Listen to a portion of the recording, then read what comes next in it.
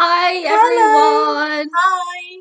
My sister is back. I'm here. Yeah, it's been since December. We established. Yes. Yeah, that we figured out that it's been crazy few months. It has. In our family and It such. has. But we've managed to get together. This is the first video in 24 hours that we're recording. We're going to try and get as many done as we can for you guys. But before we start on the topic that we're going to be talking about, we're going to talk about the books that I've bought recently. And the first one is from the lovely Samantha Ennis, who Laura here tweeted my book review to, and she watched it and she liked it. So. I know. I thought I'd get in there quickly because she answered my tweet very quickly. Because you were reading Take Courage. I was. Laura read it right after. And I really enjoyed it. Yeah. I loved Take Courage. It opened my eyes to a few things, put it that way. Yeah. And she tweeted me almost immediately back. So I thought, she's obviously online. So I thought I would tweet her the link, and she watched it and she enjoyed your review. That's so cool and scary. I found though that smaller, less famous writers do tend to either... They still have a level of... Writers who have successful novels, but not people like Stephen King, who your average man on the street would know the name of. Yeah, is what I'm trying to say. Yeah. They do. I mean, I've had replies from Louise O'Neill, from Harriet Evans, from Sam Ellis, from Angie Thomas, who wrote The Hate You Give. Yes, yeah. From who else? Who else have I've tweeted the butterfly. That was Harriet Evans. Oh, that was Harriet. Sorry. And I tweet Harriet Evans quite a lot, and sometimes she replies, and other times she ignores me, and I'm fine with that. Anyway, but these people have books to write and lives to live. Yeah, and, but it's nice that they do that they reply. Yeah. It's nice getting that one-to-one. Yeah, I mean, I've tweeted JK and I've tweeted Stephen King, both of them going, I am not worthy of your genius. But, I don't expect a reply from them. No. So it's lovely. So to get something from Samantha, and she watched the video. Yes. So that was amazing. Yeah, that was amazing. So I straight after you finished Take Courage and that tweet thing happened, Laura read her other book, which I now bought, which is called How to Be a Heroine, or What I've Learned from Reading Too Much. And it's her looking at different women, different feminines within the different books that she's read when she was younger and as an adult, and how she feels about feminism in literature. Yeah, and how it's sort of how it's kind of growing up and becoming a feminist, becoming a writer has skewed her view of some characters, and has but you can also see that through Take Courage, because her view on Anne was completely screwed, and she had no interest, and she got presented with this letter, read it, and was completely blown away. So it's sort of I suppose but it is that thing that when you look at literature that you read as a child, you can't help but have this really soft spot for it and not look at dark, sinister sides of it. Or you kind of Roald Dahl, you think of, oh, this is so great, like the Charlie and the Chocolate Factory. But then when you read as an adult, you're like, Willy Wonka's really kind of fucked up. Yeah. To put it bluntly. They do say those sometimes, don't they, though, that the best children's writers are people that don't like children. And I'm not entirely sure Roald Dahl did like kids. Well, he liked his children. He liked his children. But anyone else, maybe not.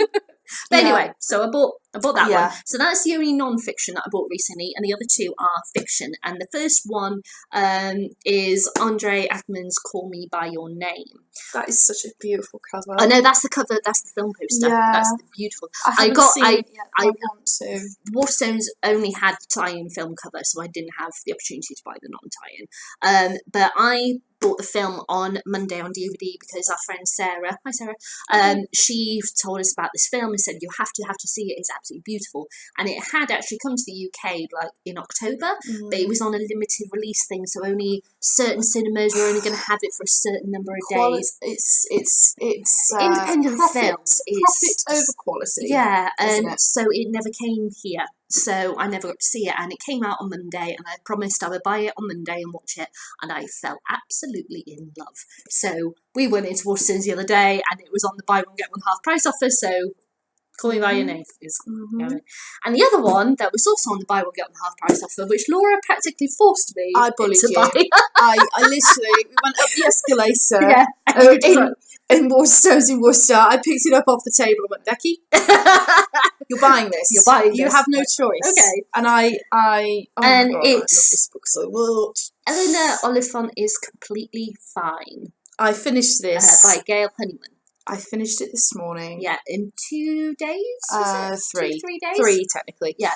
And I absolutely love, adore, am incredibly attached to Eleanor. Now, weirdly about this was that in like the displays in all the bookshops, you had this certain poster that has reviews from loads of famous writers and papers, reviewers, magazines, and all of them say 5-star funny. It's not. That's funny. the only. It's funny. And I was like, what does that even mean? What is this, like a side-splitting kind of like rom-com kind of book? Well, this is the thing, is how the marketing didn't necessarily reflect what the book is actually saying. Look at the cover. Does this look like a funny book? I'm not being funny. It's used matches made into a house. Yeah. Now, when you've read the book, you understand the significance of this. Yes. Now, this, I mean, Jojo Moyes has wrote funny, touching, and unpredictable. And I said, funny. Right. Basically, this has humorous moments, and there were moments where I did laugh. But I personally feel that this book, it's about a butterfly emerging from a chrysalis. Yeah. And it is a gorgeous, gorgeous novel about loneliness, about kindness, about the impact we have on each other. And it is absolutely beautiful, and it absolutely deserves all the cost of book prize. Absolutely. I loved this novel. I can't wait to see what else Gail Honeyman writes. It would help if the marketing wasn't just funny. Literally, that's all there. That's like the entire poster in Waterstones. It's just one block. It just says funny. Like 15 times. Yeah, it is so much more than that. I mean, if you want a funny novel, go to Sophie Kinsella. Exactly. Who that kind of book where that's what they're going for. But it's very marketed to that. It's chick lit. But that's not chick lit. This is not chick lit. I would argue this is a modern classic. Right. I honestly would. So, I loved Eleanor Oliphant. Yeah. Please buy this book. Please love this book. It is just absolutely fantastic. Well, as soon as I pick it out the jar, I'll obviously read it. Or it could go on my picks, because in June and December I'm picking my own books to read. I might pick that one. This is the best book I've read since It. Right. Well, there you go then. So that's going to be going to the jar as well. Yep. So now let's finish with that. That's the books that I've recently bought. Let's talk about the main topic of this video, which is something that I've recently gone through. Yes. Go on then. And that's reading breaks. Because what happened was that I picked this one out my jar a few weeks ago. You guys may remember Mary Queen of Scots by Antonia Fraser. I do love that cover. It's like 700 pages. It's a block of a book. I am on page 306 at the moment. And that's this is week 4. But I only started reading this on Sunday. Why was that? Because I took a reading break. I desperately needed a break. I knew it. It was one of those things where I woke up, I did my videos, I uploaded it, woke up the next day, took my book with me to work, went and sat on the bus, and I didn't want to read. I kind of went, that's fine, that's all right, it's allowed. I need a break. And then a day passed by, and then another day passed by, and it was just, I was not in the mood for it. I do think that you get to a point where your brain is so overloaded. Yeah. And tired. Yeah, actually. I have not had a reading break since I started this channel. That's nearly 2 years. Yeah. Isn't it? That's over 2 years. It is, isn't it? It's over 2 years. I started October 2015 because I started doing like review videos. You did, and then I started it in the challenge in 2016. Yeah, and that's okay. And I've not had this is my first book break. Yeah, you deserve. I deserve a break. I mean, I do that occasionally. Yeah, it's one. I think it's one of those things that readers don't really talk about. Yeah, no, you're not talking about your average person that reads books. You're talking about book dragons, like booktubers and stuff like that. It's like, this is your life. Reading is your life and nothing else. You cannot possibly have a break from books. What's wrong with you? Yeah, kind of thing. And it's like, there's nothing wrong with me. I just need to have a breather. And I had a breather and turned on Netflix and got always a dangerous combination. I started watching Once Upon a Time, and within 3 weeks I'd watched all 144 episodes that had aired to the day. So that's six and a half series. I love it when that happens though, when you get so like consumed by a story. Like when I watch Kurt say at the show, I'm sitting here making like judgmental faces. Yeah, you are, aren't you? And I watched 45-minute episodes in 6 days. So I've got nothing to say. Yeah. I'm Laura. Yeah, Laura. Yeah, you have nothing to say. I know that. Yeah. But like I myself, you see, I've got this sort of fear of, I've watched like the first 10 minutes of the first episode of Once Upon a Time, and I cannot.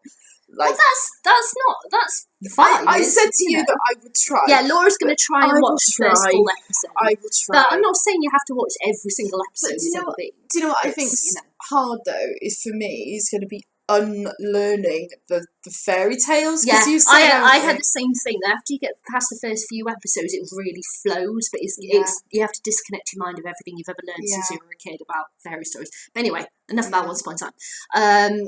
So I just felt that I needed it, and some like people are very funny about having book breaks. That it's a bad thing. That you're falling into this like mass pit of oh god, I can't even think what the word is. That you're gonna fall out of reading. That you're doing something, completely wrong. If it was a case of it was my job to do book review, like I did a paper, columnist and everything, I can understand why that would be a bad thing. But for me, just as a reader of, I don't see having a break as a problem. You see, I've kind of been going through the same thing, but with DNFing books, not finishing them. Yeah, because I read. I read it. Yeah, and because we'll do a proper video about it. Yeah, we're going to do a proper video about that later. But I read it, and I was like blown away by this work of genius. The magnitude of the thing was just overwhelming. Yeah. And then I picked up this book at work it was called The Travelling Cat Chronicles. Yeah. By a Japanese writer whose name escapes me. Hiro something, I can't remember the surname of the writer. But I went from that massive thing to this tiny book about a man and a cat who go on a road trip. And it is, don't get me wrong, it is a lovely book, but it just didn't hit the sweet spot. Yeah. The thing in my mind that goes, I need to know what happens next. I need to know what happens next. And I could not do it. And I thought it just didn't work for me. Yeah. There are plenty of people who love that book. I looked on Twitter, I looked on Instagram, there's loads of people that love that book, and that's great. But it just didn't, I got to a certain point and I didn't want to continue. Yeah. And I think giving yourself permission not to finish a book and to take a break is absolutely vital as a reader. The first book that I've done that is The Underground Railroad. Yeah. At the beginning of this year, I was really excited to read it. I picked it up and there was just something that it was like banging against a wall. I was it's not reflective of the quality of the writing. Because I said in my review, it's really well written. I just cannot connect with this at all. Yeah. And it frustrated the heck out of me. Yeah. And that is, again, the first book since I started my channel in October 2015 that I've stopped. I mean, didn't complete. I've DNF'd 2 books this year already. There you go. What was the other one? The other one was called The Sky is Everywhere by Jandy Nelson. Yes, which I must admit I bought for the cover because it's beautiful. Mm-hmm. It's gorgeous. It's like a sky blue with a white heart that takes up most of the cover, in this lovely loopy writing. And it's about a Wuthering Heights obsessed girl who has lost her sister to an undiagnosed heart condition. And, well, to say that she was obsessed with Wuthering Heights, I got about halfway through it and she'd mentioned Wuthering Heights about twice, so she wasn't obsessed, for a start. Secondly, she started kissing her dead sister's boyfriend. They kind of had this weird sort of passionate thing.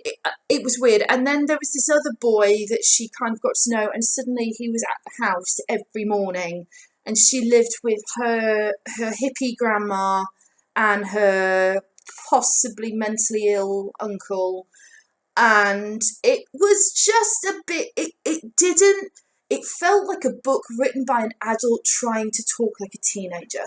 Ooh. That's harsh. And it is harsh to say it, but that's how I felt. And no, not what you're saying is harsh. I mean, that's harsh. I can think of the language and how the language would then, as the reader, would be harsh on you as the person reading it, not your words about the really hollow. And like whenever the boy she was getting to know would turn up, I was like, "Are you here again? Why are you here?" Yeah. It felt kind of like if you have somebody trying to use modern teen slang or something in a conversation that really didn't call for it. Do you know that gif of oh my god, I can't remember his name. Oh, that's helpful. He's a really great actor, and he's dressed up like a teenager, and he's got a skateboard behind him. And he's like 50 years old, and he goes, "What's up, kids?" He's trying to be a kid when he's an adult. And it's sort of used on Tumblr when you have that kind of thing, where you've got adults sort of, I can't remember what the word is, but like schmoozing to like be in with the kids. And it was like pandering to the kids. And it's like they pick up on it, they get it, you know? Yeah. And it felt to me, as a novel, it felt quite hollow. Yeah. I wasn't connecting with the story. There was this aside story of the mum who had run away, but it was all right because she was a free spirit. And I'm like, no, she abandoned her 2 baby girls and thrust them on her mother. Yeah. That is not okay. Yeah. There was so much there, and I couldn't help but feel this is going to go nowhere. Yeah. And it just didn't work for me. There are some people who love that book, and I looked it up, and there are other people who, like me, were like, really? Yeah. It just did not work. So I stopped reading it. Yeah. And I'm totally happy with that, and I don't regret it. Because after that, I started it wasn't Eleanor. It was How to Be a Heroine. Ah, right. Yeah. So I started that. Yeah. See, I kind of you have to give yourself license to be able to stop reading books and have a relaxation for a time. Just don't you think it's weird where this has come from? This idea that if you like books, you must keep reading all the time. Like it's completely your life, and that's it. Yeah. Like what? I mean, I guess that like you and I, we're both people that love to read, so usually we are like reading pretty constantly. But there are people that go months and months and just pick up a book whenever they want to, and they don't keep track of things. No, it's a very odd kind of phenomenon that's sort of sprung up from somewhere. I mean, I don't know where. Yeah, like already. I mean, I know we talked about like competitive reading, but already I'm just exhausted by all the hauls and the TBR lists, and I'm just like, calm it down. It's very interesting. Also, I've been, because of strike, which we're going to talk about in a separate video as well. I've been watching a load of book reviews of Career of Evil, and I've noticed something very strange. That this is probably going to sound weird. I don't know, but the younger the reviewer, or at least that I gather younger because of how they look and everything, very youthful glow and all that lot. The more they feel that Matthew is underused as a character and he's underdeveloped, Jesus. And I'm like, honey, Jesus, no. Honey, no. The adult perspective of this character is screaming, "What the hell are you doing?" Because you know that whole thing that you said, how Tenant Wild the Hall, how Mr. Huntington was wildly romantic when you were a teenager, and you looked at an adult and thought, "What the hell was I thinking?" I feel like that whenever I look at those girls that are reviewing this. Matthew's so nice, and it's really sad that they don't develop him more. And it's like, have you any idea what this creature of a person is in this book? But no, they don't, because I think when you're very young, we're taught as women to excuse things. Yeah. And I think that's what happens with Robin. And I think a lot of that, I mean, God, we're going to talk about this in depth, I'm sure. I think a lot of that for Robin is sort of, she accepts it because he's her first love, because he was there during a period that was very bad for her. Yes and no. Yes, but I'm thinking from her perspective. From her perspective, but he's a twat. Yeah. Sorry, but he is. To put it bluntly.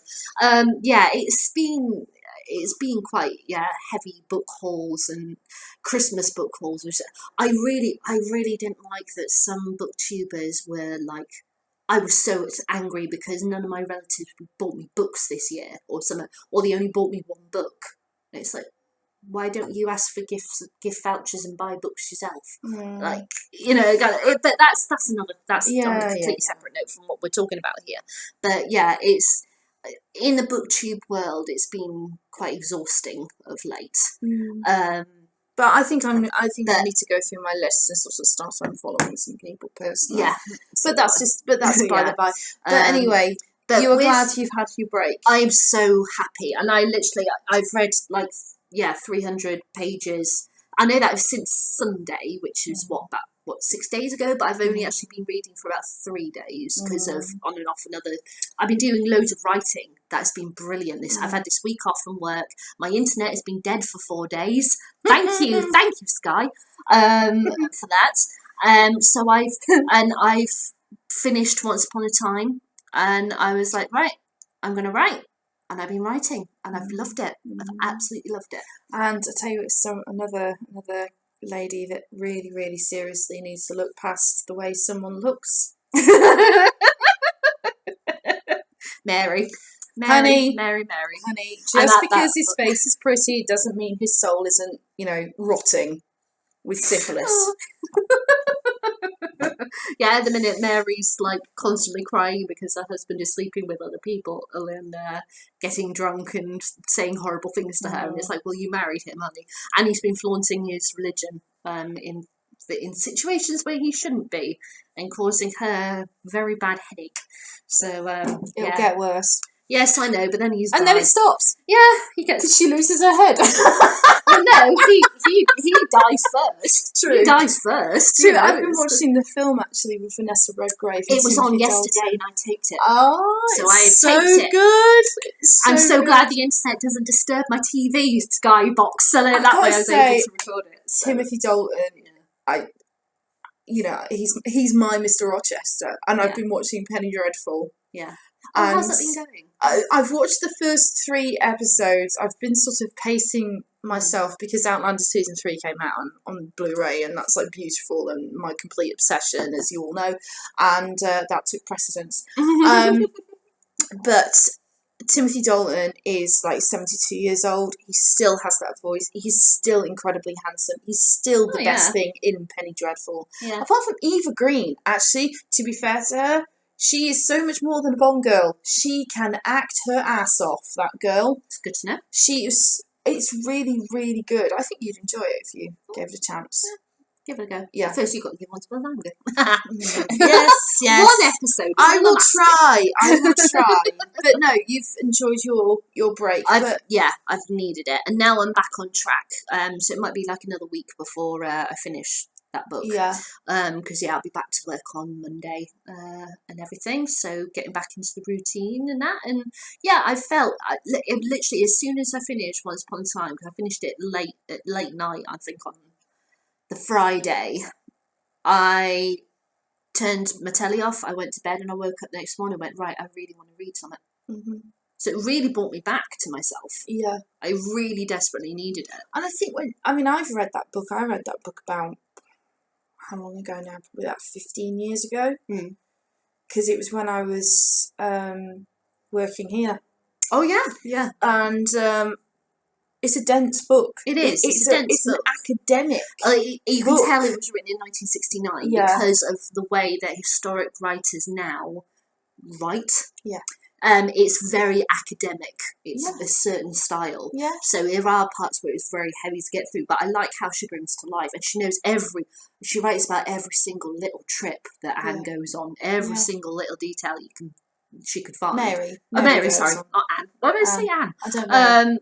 Because it's Antonia. That's Antonia Fraser. That's why I'm thinking of the author. She's one of my favourites, so I've got almost all of her books. She is like the queen of historical She writing. really is. Because her daughter Flora is a historian as well. Yeah, hasn't she got another daughter? She's another daughter. Rebecca, isn't it? I think so. Yeah, I'm not sure. Because I'm pretty sure one of her books was at when we went to Worcester with Mum the other week. I think so. Actually. There was one of her books in the cathedral. She was Harold Pinter's wife, and two writers living together or writing very different genres, but that could only have helped. Oh yeah, to have that person to bounce off. I think that was her first. That was her first book. Yeah, I read her biography of Charles II, and she's essentially just in love with him. Yeah, she is absolutely. She excuses him everything, but it's fine because I kind of fell in love with him too. He sounded like such an amazing man. I kind of feel like that. Yeah, I would really like to go to one of his parties. Oh God, I think they'd be amazing. I think as long as he'd drunk enough and you were sort of on the right of. Do you know what? Yeah, why not? What the hell? What the hell? Come on, let's do it. Come on. I think that would be an amazing party. Yeah, it'd be cool. Yeah. Just nobody touch me, but I'll drink. Yeah. Don't come near me. Pox everywhere. Yeah. It's kind of like how Louis XIV in Versailles. Yes. That I think those parties would have been amazing, but it would be a terrifying place to live. Yeah. Given Yeah, I read an amazing book. Prisoner, yeah. I read an amazing book called The Affair of the Poisons. Okay. I think it's by Anne Somerset. I think. I'm fairly sure it is. And it's all about Versailles and all about that. There was a period of time of about 3 years, where the obsession with witchcraft and poisoning and that kind of reached a fever pitch in Versailles and in Paris. Yeah. And the aristocratic obsession with it kind of, she tracked it basically on what Louis XIV tried to do to combat it, because it got ridiculous. Yeah. And it was terrifying, absolutely terrifying what some of these people were willing to do to gain favour. It was terrifying, but I loved that book. That's another recommendation for you. Cool. But yeah, The Affair of the Poisons, that was called. I loved that one. Yeah. But no, it's good. It is really, really good to have a break, and I think I should have had a break after it. I think that's why I didn't finish that cat book, because I was still there, in Derry. In my head. In your head. So do you think, because what are you reading now? I am reading my lovely sister-in-law. Oof. Let me borrow this book called The Other Side of You by Sally Vickers. Never heard of it. Neither have I. It's about a psychiatrist and his patient, and I actually love That's that quite a nice cover. It's beautiful. Yeah. And my sister-in-law she loves to read books, but she's very much like, she's not like me. I'm a hoarder of books, whereas Ellie isn't. She just like goes, okay, I've read that, give it to a charity shop. That's right. Okay, her. Yeah. And she said to me, please don't give this away. Give it back to me. And I was like, well, of course I will, because I've borrowed it from you. And she said, no, I know that. She wants to keep it. She wants to keep it. Oh. So she said she's read it about 4 times, and I'm happy to give it a go. But yeah. So it's about a psychiatrist and a patient. A psychiatrist and a patient, and her relationship with a painting by Caravaggio. Ooh. She apparently tried to commit suicide and failed, and it's about her life story, and it's got all sorts of positive reviews from... I don't know why, but that makes me think of the film Vertigo. What? Why? Oh, because how he sees her in the art gallery sort of thing, when, at the beginning, and what's the truth Sebastian Folkes loved it. So there you go. Yeah, I never really got on with his books, but yeah, I'm giving that a go. Birdsong's amazing. You have to read Birdsong. Yeah, okay, I'll try. We'll see. But yeah, if you ever feel that you want to have a break, have a break. Yeah. If it's a day, if it's weeks, if it's months, whatever, have a break. Do it. Yeah. It's really helped me of late, and I've really gotten really into this book because of having 3 weeks off. So hopefully I'll be back in a week's time. I'm planning to finish off the rest of it with my review it, and then I could get back to the jars and everything. So obviously this has slowed down my possible number of reads for the year, but I don't care. It hasn't meant that I've lost any subscribers, so no, that's all good. Yeah, I'm all good, and so it helps. Yes, definitely. It does, definitely. Yeah. I like a good break. Yeah, and I hope that it helps you guys if you wanted to have a book break. But anyway, so I think that's it for our first video back. First of a few. We'll see. Yeah, we'll see. We'll see how we go. We've got 24 hours. We'll see how long our voices give out. Before our voice gives out. Yeah, and we'll see you guys later then. Right, bye. Bye.